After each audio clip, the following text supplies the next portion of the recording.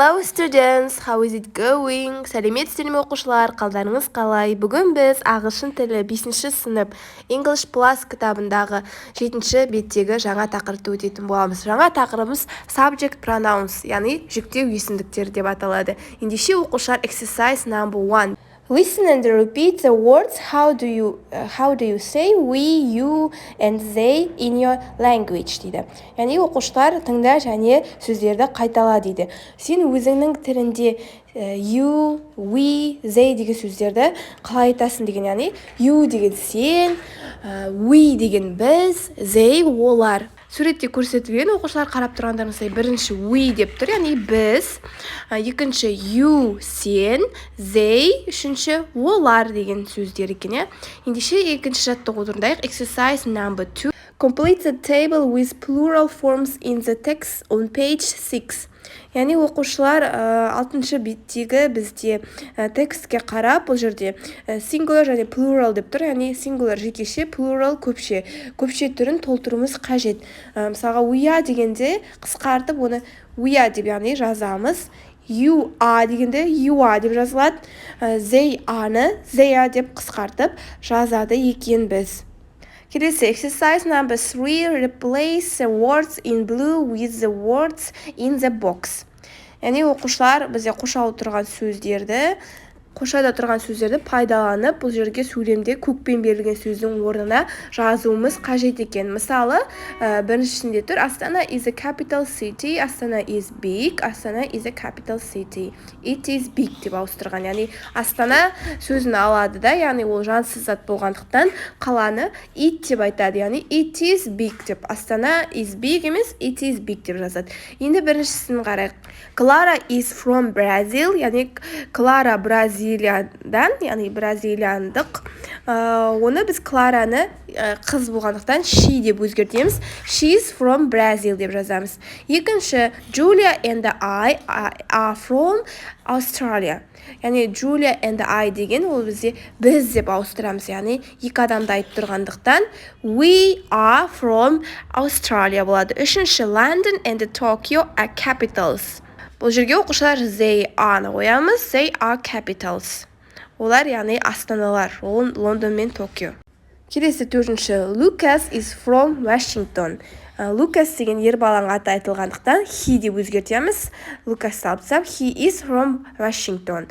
Бесінші. Eldar and you are from Kazakhstan. Бұл жерге they қолданамыз. Яғни Eldar және сен Қазақстандансың, яғни they are from Kazakhstan болады. Келесі exercise number 4. Match parts of sentence 1 to 5 with A to E. Бұл тапсырмада оқушылар сәйкестендіру, яғни номерде тұрған, яғни 1-ден 5-ке дейінгі номерде тұрған мен A мен E әрпінде тұрған сөздерді сәйкестендіріп жазуымыз қажет. Бірінші мысалы I деп тұр, яғни мен. Бізде оқушылар I am болу керек, яғни I am 10 болады бұл жерде. Мен 10-дамын деген сәйкес келеді, яғни D жауабындағы. Екінші, Almaty is a city болады, яғни Алматы бұл қала деген сөз. Үшінші, we-ден кейін әрине оқушылар A болады. We are friends жауабы болады, яғни we are friends, біз достармыз деген. Төртінші, Тимур is a boy, яғни Тимур ол бала, ер бала. Бесінші, she is a teacher, she is a teacher деп жазамыз. Келесі, the next exercise number 5. Complete the sentence with the correct form of be.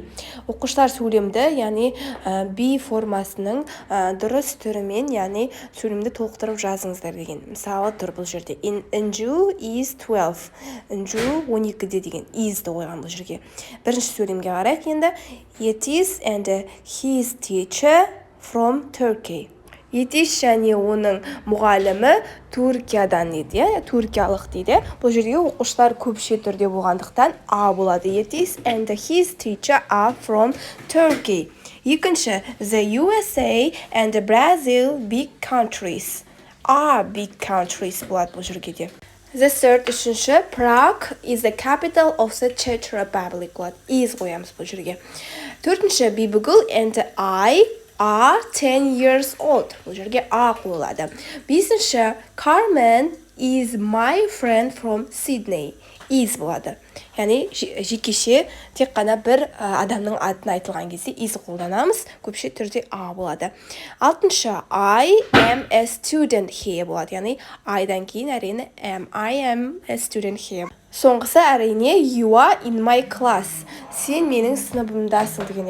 Яғни бұл жерге you-дан кейін әрине a қойылады. The next exercise number 6, read and listen, then practice the dialogue, change the words in blue. 6-шы жаттығу оқушылар диалог, яғни оқы және тыңда деген, одан кейін практикалай етеді, яғни дайындал деген диалогқа, одан кейін көкпен берілген сөздерді ауыстыр деген, яғни ауыстырып жазуымыз қажет. Мысалы, енді оқиық. Эдита. Hello, what's your name? Сәлем, атың кім дейді. Jack. I'm Jack and you. Мен Jackпін, сен кімсің дейді. Сен атың кім дейді. Эдита. My name is Edita. Where are you from? I'm from Manchester in England. Яғни менің атым Эдита, сен қай жақтансың деді. Ол Манчестердемін деді, яғни Англиядағы. And how old are you? Сен жасың нешеде дейді. Jack жауап береді. I'm 11. Мен 11демін дейді. Оқушылар көкпен берілген сөздерді сіздер өздеріңіздің жастарыңызды, өздеріңіз қай жақтан боласыз, қаланы, елдің аттарыңызды және есімдеріңізді ауыстырып жазсаңыздар болады. Келесі 7-ші жаттығу exercise number 7, complete the key phrases with the words from exercise 6. Оқушылар, бұл жерде біз key phrases, яғни кілт фразаларды сөздермен толықтырып жазуымыз қажет 6-шы жаттығудан қарап. Бірінші мысалы what is your деп тұр. What's your name сөзі болады бұл жерде 6-шы жаттығудан қарап жазамыз. Сенің атың кім деген. Екінші where are you from? Үшінші how old are you? Сенің жасың нешеде? Дәл осылай оқушылар тапсырманы орындайсыздар. Бүгінгі сабақ сіздерге түсінікті болды деп ойлаймын. Лайк басып пікір қалдыруды ұмытпаңыздар. Келесі сабақта кездескенше. See you next lesson. Goodbye students.